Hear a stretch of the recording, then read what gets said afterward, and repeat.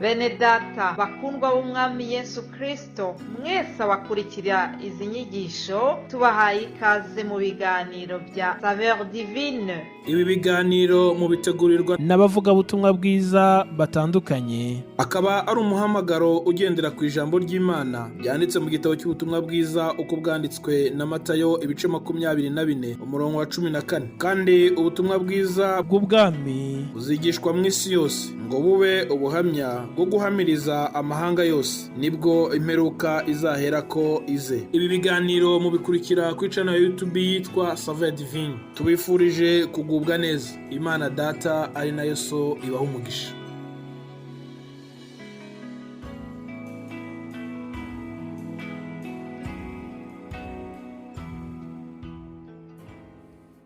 Inshuti bakunzi b'ibiganiro bica ku rubuga rwa Saveur Divine, ndabaramukije.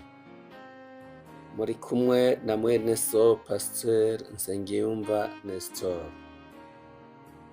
Muri iyi ntango y'umwaka w'ibihumbi 2024, kandi muri rino yinga rya mbere y'ukwezi kwa mbere muri uyu mwaka, ndabipfurije mwese bariko muranyumva ngo uyu mwaka uzobabera umwaka wo gutera imbere muri byose.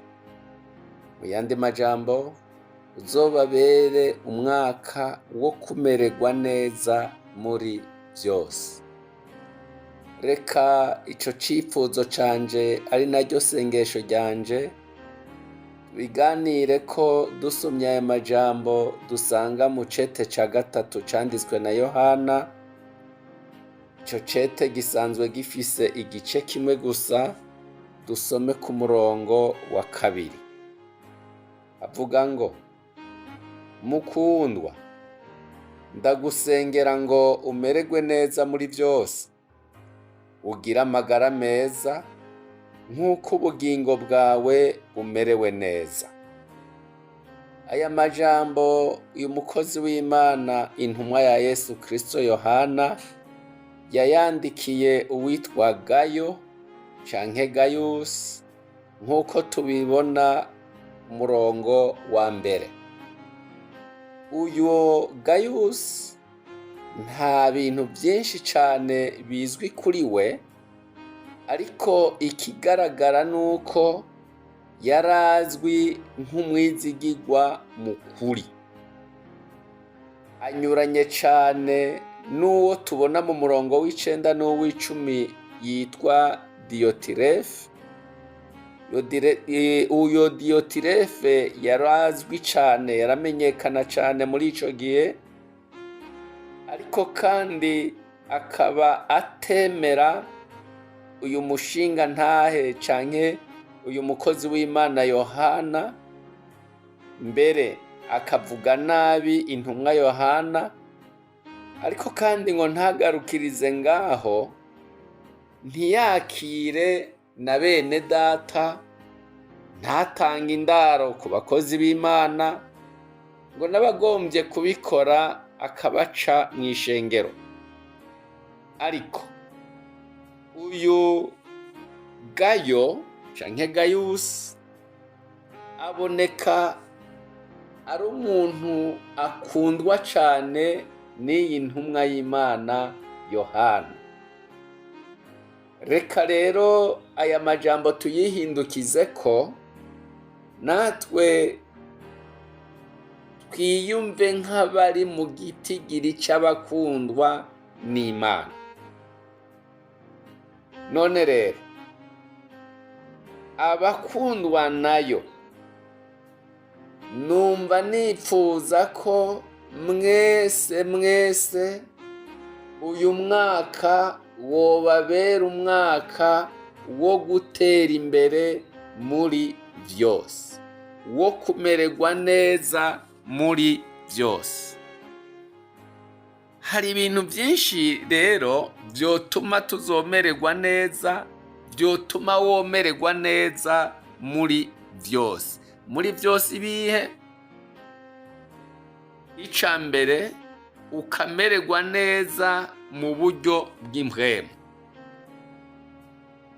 ubwa kabiri ukamererwa neza mu mibereho ya minsi yose.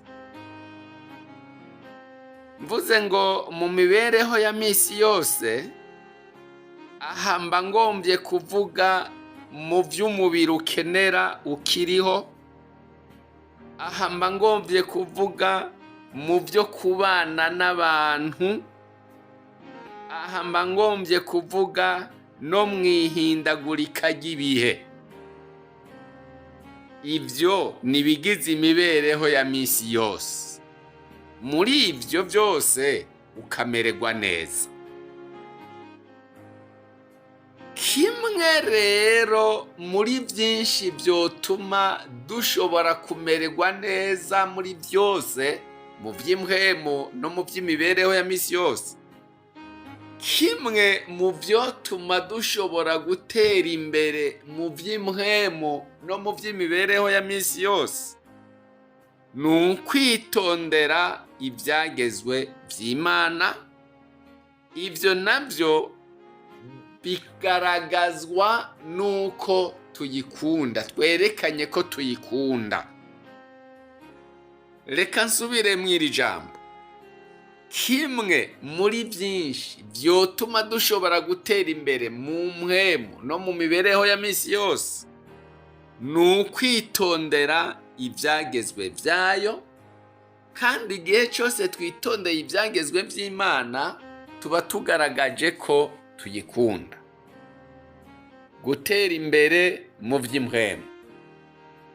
Dusomye mu butumwa bwiza uko bwanditswe na Yohana mu gice cya 14 ku murongo wa 21 havuga ngo, uri n'ibyagezwe byanje akabyitondera, uwo ni wa nkunda, kandi uwunkunda azokundwa na Data, nanje nzomukunda kandi nzomwihishurira. Kugira ngo rero ushobore gutera imbere mu by'impwemu, nuko muri wewe habayo ubuhishuzi bwa Kristo, Kristo akakwihishurira. Erega ubundi Imana ntidushobora kuyimenya kuko ntiserangurika. Erega iby'impwemu ntidushobora kubimenya kuko ntibiserangurika. Ariko iyo twitondeye ibyagezwe byayo, Kristo Yesu aratwihishurira, noneho tukagenda turatera imbere. Uyu munsi tukava ku ntambwe iyi tukaja ku yindi, uyu munsi tukava ku ntambuko iyi tukaja ku yindi, tukagenda turamenya Imana, tumenya n'ivyigomba, tukagenda turamenya Imana turongorwa na mpwemu yera. Ijambo ry'Imana rero rivuze ngo uwo muntu rero Kristo azokwihishurira, uwo muntu Kristo Yesu azokwimenyekanisha, azohishurira umutima wiwe, ukamenya Imana, ukagenda utahura iby'impwemu, ugatera imbere mu by'impwemu. Nuko uwo muntu abanza akagaragaza ko akunda Imana.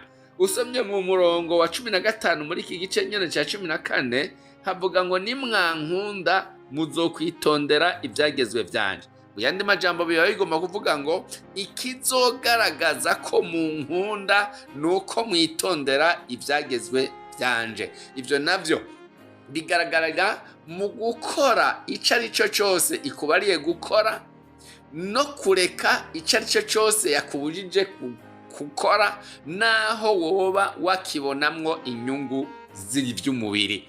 Mugabo kuko Imana yabikubujije ukabireka, ivyigutegetse ukabikora, ici kubariye gutanga ukagitanga, aho yakubariye kuja ukajayo, ivyo yakubariye kuvuga ukabivuga. Uzoba ugaragaje ko ukunda Imana, witondeye ivyagezwe byayo. Muri ico gihe rero ijambo ry'Imana rivuze ngo nayo izociza ikwihishurire.